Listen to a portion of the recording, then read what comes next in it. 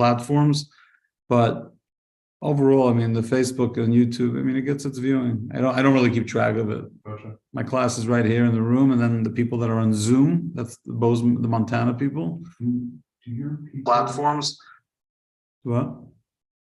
Go ahead. When you talk about where you come from, are they primarily Chabad people?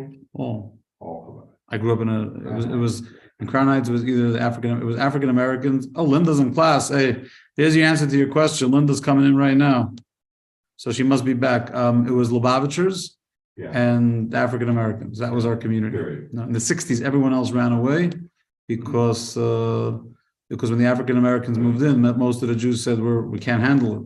It's going to be unsafe, and the Rebbe said we're not going anywhere. This is our community. We're going to learn to be together. And we did okay. I mean, we had here and there. Yeah, we had the Crown Heights riots, but as a rule, as a general rule, we did amazing. And we're gonna hit live. Here we go. Okay, I'm just gonna share the Facebook.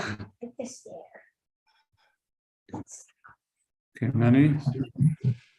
Yeah. Everyone could just mute themselves on Zoom, and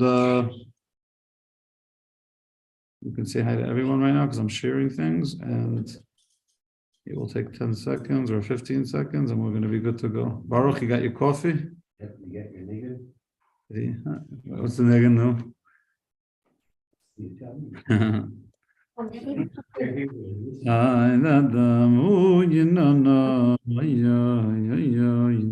He does that every time.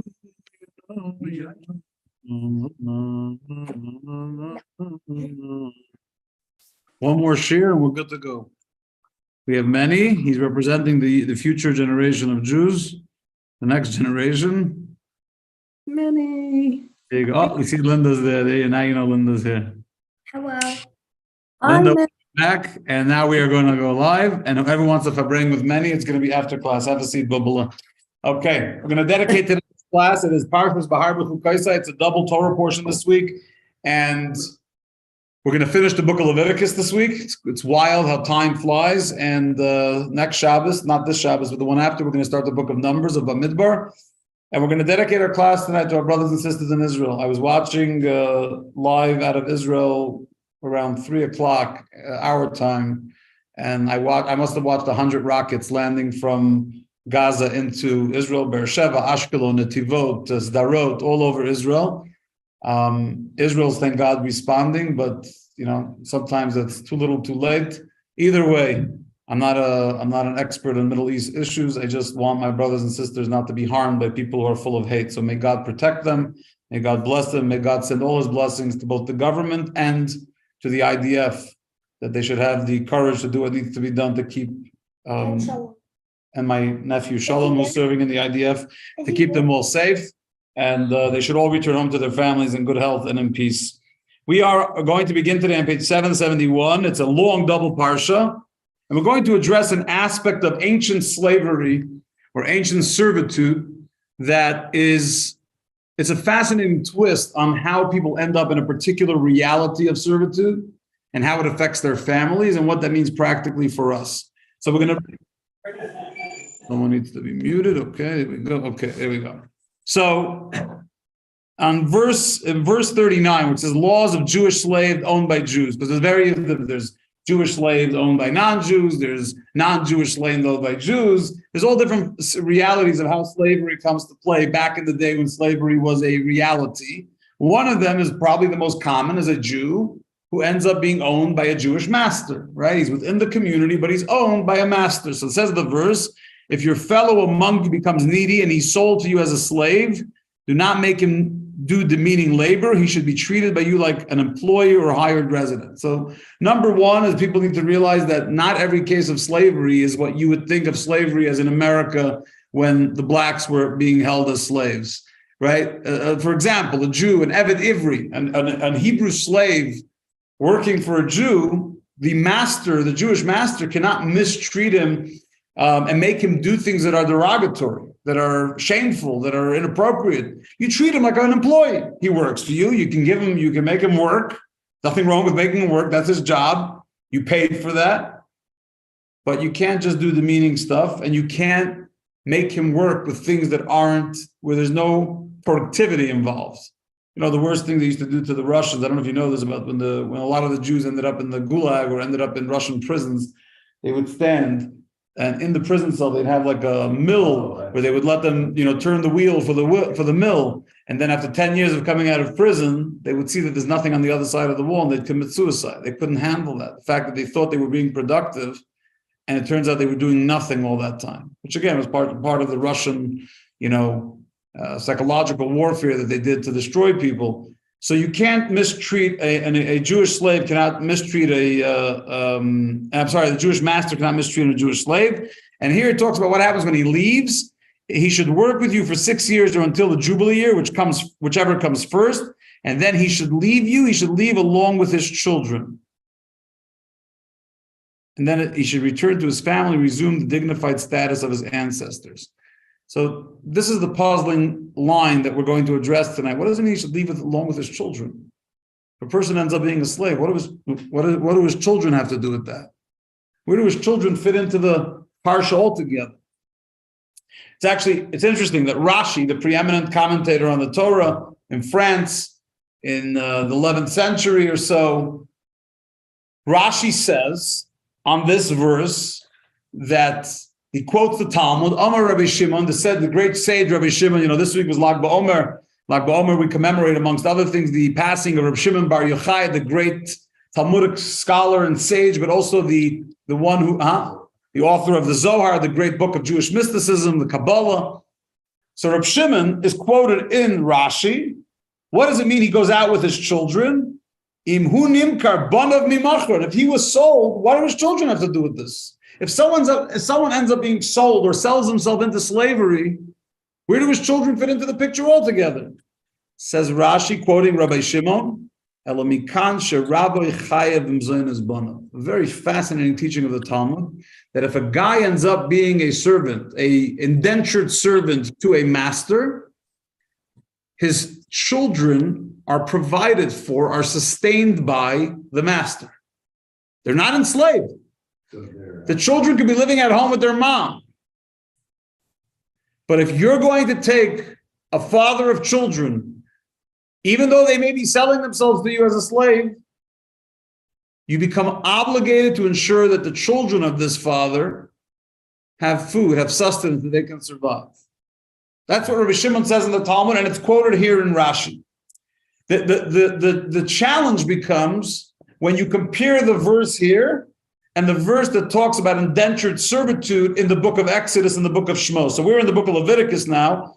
The book before Leviticus, Shmos or Exodus, mentions that when a slave leaves their indentured servitude, it says, V'yatza ishta imay, his wife goes out with him. So here it says the children. Over there in Exodus, it says the wife. So over there, Rashi says something a little similar, somewhat similar. He says, who put his wife into indentured servitude that suddenly she now should go free? In other words, just because he's a slave, what does it have to do with his wife? And what does Rashi say there? The verse is teaching us, the Torah is teaching us, God is telling us, whoever acquires a Jewish slave as an indentured servant, you're obligated to pay the sustenance of the wife and the children.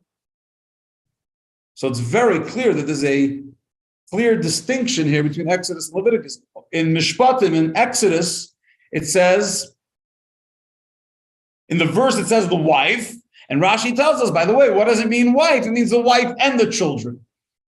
Not that they become enslaved, but because the husband and the father is enslaved, the master is obligated to take care of the wife and the children. In our Torah portion here, it only says the children. It says nothing about the wife. And what does Rashi say? You're obligated to pay for the children's sustenance and mentions nothing about the wife at all. So, which is it? When you're an indentured servant, is the master obligated to pay just for the wife, just for the children, like in our Torah portion, or is it for the wife and the children of the person that's a indentured servant? Yes, what? Why wouldn't it mention it here? Meaning, the Torah does, I said this last week and I say it all the time, Torah doesn't play games, it's not a word game. Every nuance in the Torah is exact. The question is whether we can get to the bottom of it, of why. And it affects practically how we're going to live our lives. right? In general, when the Torah is telling us, I was learning in Rambam, in Maimonides and his codification of Jewish law, I was just reading it, I think it was yesterday's Rambam or 2 days ago, when we study 3 chapters a day, and he talks about how you treat a slave. And it's very clear. You feed the slave what you eat. There's no second tier in your home. Whatever you're eating for dinner, the guy working for you needs to eat for dinner. So if you take the father away from the family, then who's going to be the so-called breadwinner? Oh, very good. So you just touched on a raw nerve, because you said we take the father away. Well, he gives it. Well, Gives don't change your mind. Okay. So what you just touched Well, upon. they do take him away, but under the knowing that he's going to go for. No. You don't ruin what you started. You did well. Stop while you're ahead. You touched on an issue that really differentiates between Exodus and what we're studying here, and that is, in Exodus, we're dealing with a slave or a servant that was sold by the courts. In other words, there's a bet din, there's a Jewish court of law, and there's a system. You stole money, you stole something from someone, you're a thief, and you got caught. And the rule in Judaism is that when you get caught for stealing, there's no prison. When are you putting someone in prison for stealing? What is that going to help? You make him pay back what he stole, and depending on the item, either he has to pay double, or 4 times, quadruple, or 5 times, depending if it's an animal or a different type of, either it's a lamb or it's a cow. But if it's just regular, if he stole cash from your house or he stole your car, he has to pay double. He stole a car that cost $20,000. The Torah says you have to pay the $20,000 and give $20,000 as a bonus, as a fine, because of the inconvenience that you've created for the person you stole from. But what happens if the guy stole it and he went and gambled in Atlantic City or in Vegas? He doesn't have the money anymore. Or even if it's a good thing, maybe he took the money and paid up his own debt or saved his whatever, and now he's caught and he needs to pay the money back and he doesn't have it. So the bet in the Jewish court says, okay, you're going to be sold now to the master from who you stole, to the person from who you stole. He will become your master and you will become his servant. You're going to pay off your debt by working for the person you stole from. In that case, you have a question? How do you do? How do you do what? How do you it doesn't make any sense. Which part doesn't make sense? He gets sold to the master. Yeah, he gets sold to the person who he stole from, and then he works for a lot of hours and a lot of days and a lot of months. All that time, instead of getting paid for his work, it's going to get deducted. It's going to be taken off from the money that he owes the boss. So isn't that torture? For work? Work for a long. Well, that's what you have to think about before you steal from someone. Next time, you tell the person, don't steal, you won't get in trouble, right? We always talk about consequences. So the moral of the story is don't steal. Even regular. But, hold on. But listen, in our part, one second. But in our parsha, it's talking not about someone who was sold for thievery. In our Torah portion, we're talking about someone that sold himself because he had a financial situation at home where he couldn't make ends meet. He needed to feed his family. Or he couldn't feed his family because he doesn't have any money. So he says, you know what, if you pay me X amount of money, I'll be your servant. That means a maximum of 6 years I'll work for you until the 7th year, the sabbatical year, I'll go free. I will work for you, but I need to make a living. I need to feed my family. I know it's a degrading form of work. It's not a beautiful thing to be a servant, but I have no choice. I've tried everything I can't afford, and it's more graceful than being a beggar in the street, and so I'm going to work for you. So in the case in Exodus, when you were sold by the court against your will, you didn't want to be sold. Yes, you're a thief, and yes, you have to pay back what you stole, but it wasn't your choice. Right. So then logic says we cannot afford, right? Logic says that if the Beis Din, the court, is going to sell you into a form of slavery, of servitude, you can't leave the wife and children hanging out to dry. And therefore, we're going to obligate the master to pay for the wife and the children. Even though, by the way, the Torah acknowledges that the wife potentially could go to work. and therefore potentially she can have her own money. And yet the Torah says you have to pay for the wife's finances. The master has to pay for the wife. And if the wife can work and you still have to pay for her finances, then certainly for the children who can't work, you certainly have to take care of them. That's why in Exodus, because he was sold by the court, the Torah says that, and Rashi quotes, that both the wife and the children need to be taken care of, because it wasn't a choice. Even though he's a thief, the choice of going into a state of servitude was a punishment put upon him by the court because of his sin. If it's a choice at all, why do they take care of the children? Oh, so what about an hour Torah portion? Very good, Teddy. So an hour portion here, where he goes and sells himself by choice, you'd say to yourself, why would you add any extra, not time, why would you add any extra obligations on the master? Why is it my problem? The guy came to me, he wants to sell himself as a slave, as a servant. I'm ready to purchase him. Now I have to take care of his sons. And the truth is that logic would dictate that you are correct. Logic would dictate that let the wife go to work, let the children go figure it out. Which is why the Torah comes with this novel idea in our Torah portion. It says, contrary to your logical way of thinking, that the children would not be taken care of because he sold himself into slavery and therefore should be cared for. He should be the only one taken care of, no one else. Torah says you have to take care of the children. And so it's a novelty of the Torah. That novelty only applies to the children. It does not apply to the wife. Because the wife, let her go get a job. She's a capable person. Just a second. So going back to in Exodus, right? It's when he leaves the form of slave, when he leaves servitude, his wife goes with him, and you were taking care of his wife this whole time because his wife never signed up for this. Think about it. Let's say she finds out her husband's a thief. Now the Bezdin is going to put him in a position where, again, it's one of these tricky forms of ethics and justice, right? We have to sell him into a form of servitude because he has to pay up his debt. But on the other hand, there's a family involved. It's a very, very tricky reality that judges, especially Jewish judges based on the Torah, I'm not talking, even secular judges in secular courts, if they have a half a heart and half a brain, it's a very, sometimes cases are very, very complex. And I'll share the synopsis of the case with LaGuardia, with Mayor LaGuardia, and I've shared it many times, but I think it's a valuable story. When Mayor LaGuardia was mayor, he decided one night to sit in a night court in New York. And there was a case before him of a woman who was charged with stealing bread from this guy's grocery. You have a question? Well, this same thing, they have to repay. It's like stealing money. So LaGuardia was sitting in night court, and this guy's demanding payment and a fine for the woman who stole the bread. So LaGuardia says to her, "No, what's your case?" And she said, "I have grandchildren that I'm raising, and we were broke, and I had two choices. I had two options. Either my grandchildren go hungry, or I steal bread." So he said, "Listen, ma'am, stealing is never an option.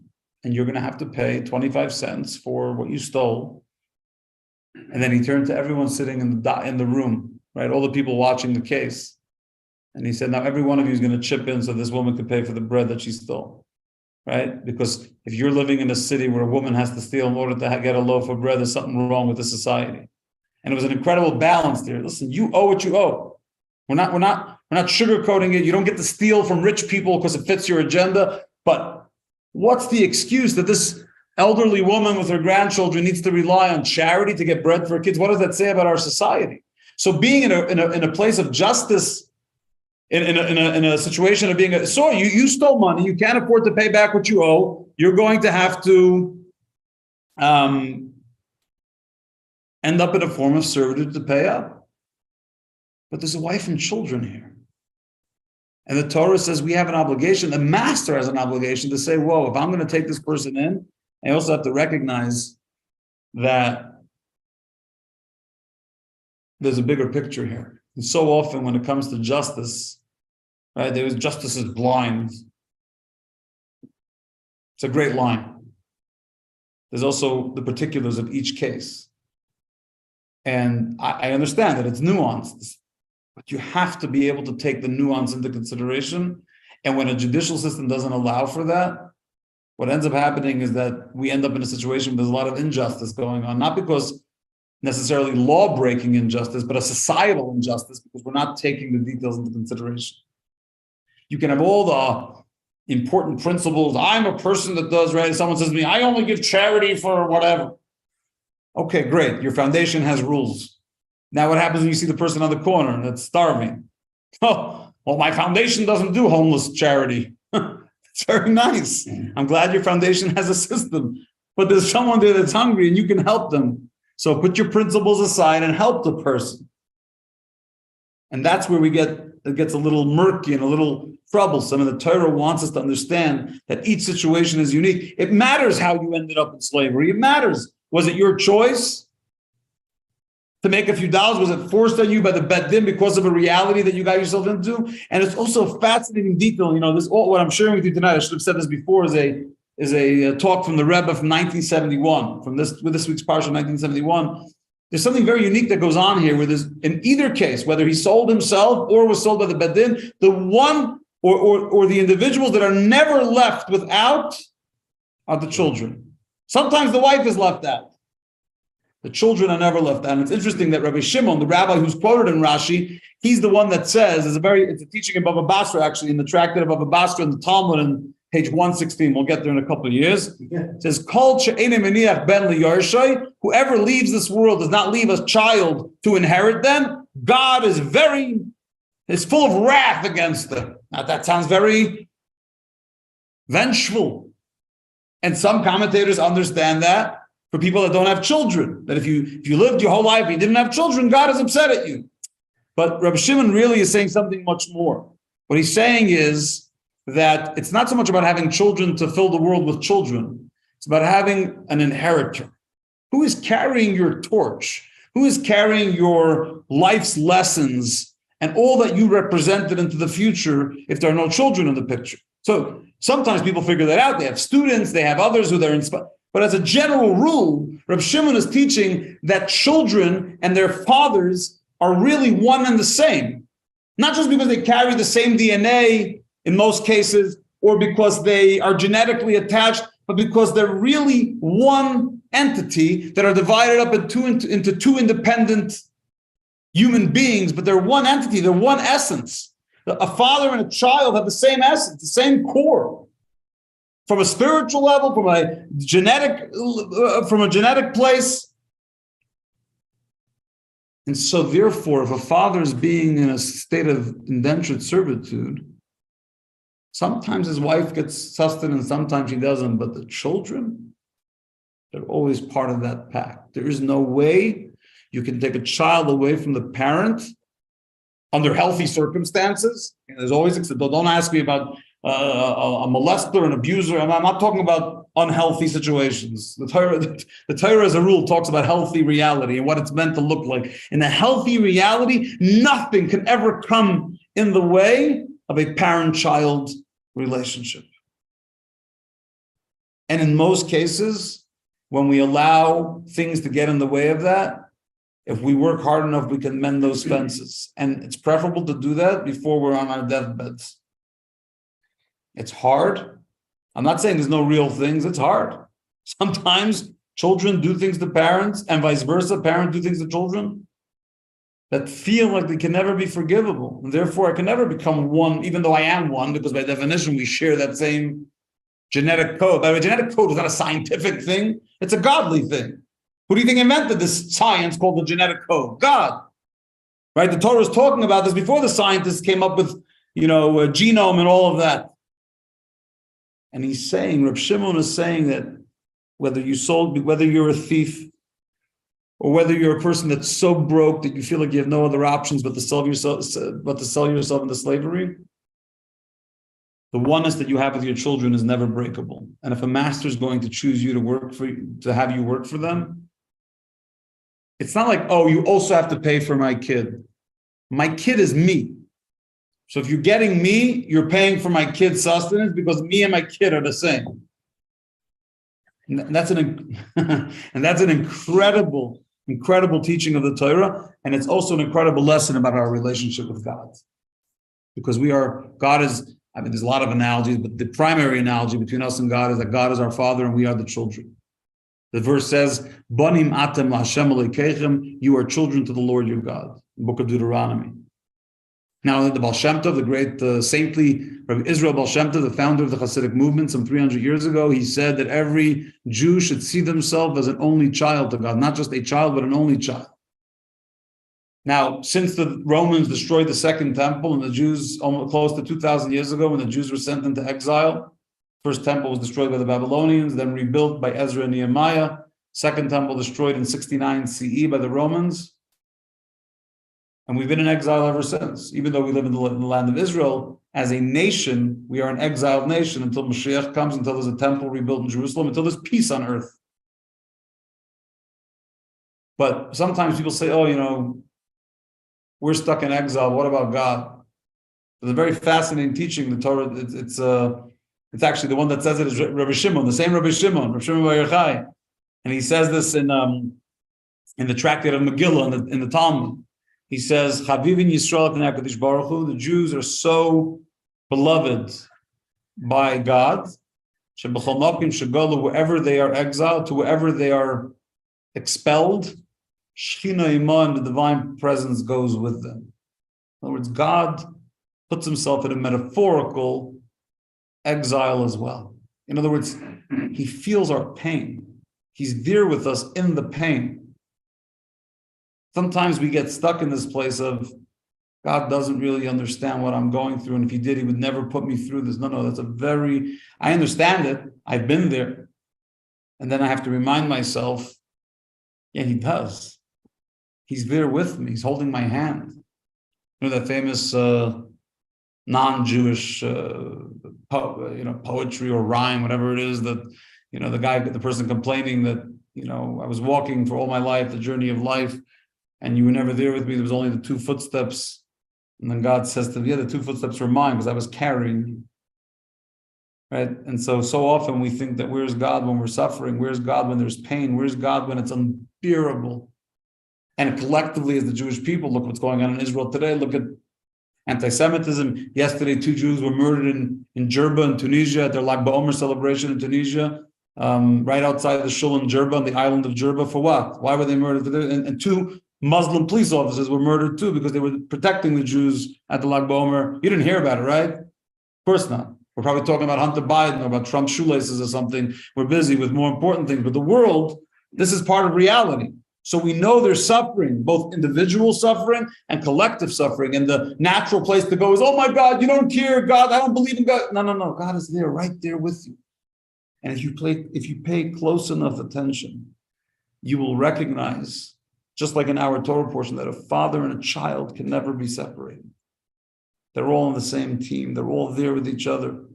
So whether you feel it at this particular moment or not, right? Some of these children whose fathers ended up in servitude, even if they got sustained by the master, I'm sure they had a lot to complain about.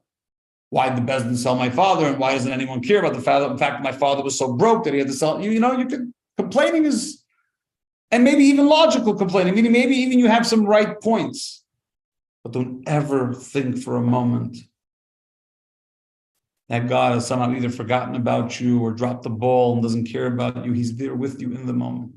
Imoy anoichi b'tzara, we say from Psalms, I am there with you in your tzaras. I am there with you in those darkest of moments. Nachman of Breslov said that famous statement. It says, "V'anoichi haster aster." God says, "I will double conceal." What's the double conceal? Is that when you don't even realize that there's concealment, right? It's not only there's one thing if it's dark. There's another thing if it's dark and you don't even realize it's dark. But he says "Bevadai va'afilu b'hastara," even in the hiddenness, even in the concealment, God is there too, and it's an art to be able to. So, they have Shoshana has one of those headphones, those little earpieces that block everything out, the noise canceling. You have to be able to noise canceling to silence everything on the outside and allow to hear the silent sound of God weeping with you, and God wanting to tell you this is why I'm doing what I'm doing, but I can't really tell you why I'm doing it because it would ruin the plan of your life not playing out the way it needs to. So you need to trust me that this is for a good reason, but it doesn't mean that I'm not crying with you because of the process that you have to get through. And that's what the Torah is telling us, in addition to the practical law about servitude, that when we feel like it's a moment where the father is sort of checking out and leaving the kids alone, there's no such thing. Father and the child are always there together. And even when there's somewhat a separation or a division, which is heartbreaking, if you listen closely, you'll find, if you pay close attention, there's a loving father right there who is holding your hand as he cries with you, wishes he can tell you what's really going on, but again, that would mess up everything. If we knew everything in advance, then things wouldn't play out the way they are meant to. And when things do come out on the other side and you realize what the plan was, you go, aha.